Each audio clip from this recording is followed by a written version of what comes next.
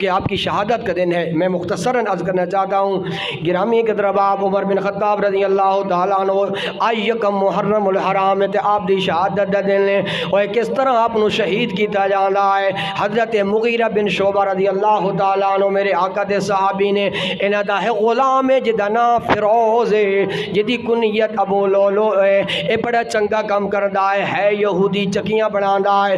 جناب عمر بن خطاب دی عادت مبارکہ ہے کس یہودی نو مدینہ منورہ دے اندر داخلہ باندے، کوئی یہودی مدینہ دی سرزمین دے اندر نہیں آ سکدا۔ عمر بن خطاب نے پابندی لگائی ہوئی ہے۔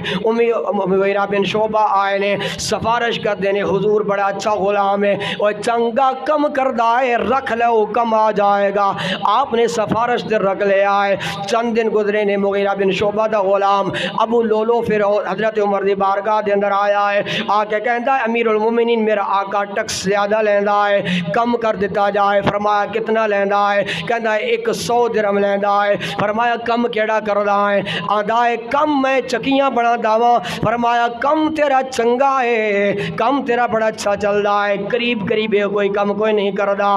گرامی قدر باب اس نو ایک گل چنگی نہ لگی تے دل دے اندر گل اٹھان لیا، بٹھا لیا، معاذ اللہ امیر المومنین عمر بن خطاب نو قتل کرنا ہے۔ گرامی قدر باب ایک روایت دے اندر میں اے بھی پڑھے آئے امیر المومنین وقت حکمران نو کھڑاک دے نال کہندا ہے ایک دن آئے گا میں آپ نو چکی دے اندر پیس دینا ہے۔ میں قربان جاواں عمر بن خطاب دے حوصلے تو، آپ دے صبر تو۔ اگر کاج کوئی آدمی ماں کے مینو دھمکی دے وے نا، اگر تینو دھمکی دے وے نا ہے بھی کچھ نہیں تے اسی آگ بگولا ہو جانے ہاں۔ وہ 26 لاکھ مربع میل دا مالک ہے، ایک غلام پہ دھمکی دیندا ہے تے خاموشی دے نال بیٹھے ہوئے نے صبر کیتا ہویا ہے۔ گرامی قدر باب یکم محرم الحرام دا دن آ رہا ہے۔ ایک دن آپ نے نماز 27 ذی الحجہ آپ نے نماز ادا فرمائی، صبح دا ویلا ہے، صفا پیا سدیاں کر دینے، نماز دے واسطے آئے نے، مصلی امامت نو سنبھالے آئے، اللہ رب العالمین دی بارگاہ دے اندر رب دا نام لے آئے، اللہ اکبر۔ ہاتھ بندے نے مجوسی چھپیا بیٹھا ہوا ہے، خنجر اٹھایا ہے، زہر آلودے جناب امیر المومنین عمر بن خطاب نو ماریا۔ آپ زمین تے تشریف لے آئے نے، صحابہ دی طرف آپ نے اشارہ فرمایا عبد الرحمن بن عوف نماز نو مکمل کرا لے، میں زمین تے آ کے ڈگ گیا ہوا۔ جلدی جلدی عبد الرحمن بن عوف نے نماز مکمل کرائیے، صحابہ دوڑے نے ابو لولوس فیروز نو پکڑن واسطے۔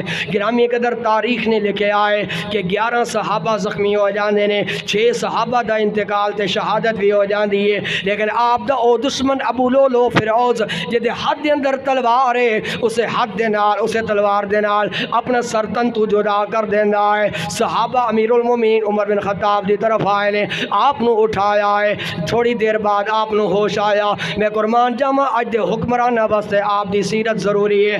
اج دے حکمران نو تے نماز پڑھنی بھی نہیں آندی، اج دے حکمران نو تے جنازہ پڑھنا بھی نہیں آندا، اج دے حکمران نو تے سورۃ اخلاص دی تلاوت کرنی بھی نہیں آندی۔ اج دا حکمران نماز جنازہ پڑھدا ہوئے نا، آج دا حکمران اگر نماز عید پڑھدا ہوئے تو دوسرے آدمی دی طرف دیکھ رہا ہوندا ہے کہ نماز کس طرح ادا ہو رہی ہے۔ جناب عمر بن خطاب نو ہوش آیا، فرمایا صحابہ میں نو سنبھلن دیو، میں نو اٹھا کے بیٹھو میری نماز رہ گئی ہے۔ عالم تکبیر تحریمہ پڑھی سی تے میرا دشمن آ گیا ہے اور آپ اٹھ کے بیٹھے ہوئے نے تے نماز پہ ادا کر دینے۔ میں قربان جاواں امیر المومنین عمر بن خطاب دی شان تو آپ دا وصال ہویا۔ میرے آقا دی بارگاہ دے اندر اللہ دی بارگاہ دے اندر آپ نے 2 دعاواں فرمائیاں، اے اللہ مینوں شہادت دی عمر بھی عطا فرما تے مدینہ شریف دے اندر بھی موت عطا فرما۔ رب نے اللہ دے محبوب دی دونوں دعاواں قبول فرمائیاں اور موت بھی آئی ہے، شہادت دی موت آئی ہے تے موت آئی ہے شہر مصطفیٰ دے اندر موت آئی ہے۔ گرامی قدر باب کون عمر ہے؟ میرے جدو اسلام لے آئے تے صحابہ نے نعرہ تکبیر بلند کیتا، میرے آقا نے فرمایا صحابہ خوشی دا اظہار کیتا جائے، اج عمر جا رہا ہے، صحابہ پریشان نے، بلکہ میرے آقا نے اے بھی فرما چھوڑیا سی، اے میرے صحابہ ایک دور آئے گا جدو عمر دنیا تو جائے گا۔ امام طبرانی نے نقل فرمایا ہے، فرمایا کہ عمر دی موت تے اسلام بھی روئے گا، جدو عمر جائے گا اسلام یتیم ہو جائے گا، اسلام آسوب آئے گا، دین آسوب آئے گا۔ اس واسطے میاں صاحب نے فرمایا ہے، آپ نے فرمایا دین نبی دا ہوئے وانگ یتیما تے گھر گھر دھکے ہوئے کھا ہوئے کتھوں لبھاں ہوئے عمر بہادر وہ جڑا اس نو سینے لا ہوئے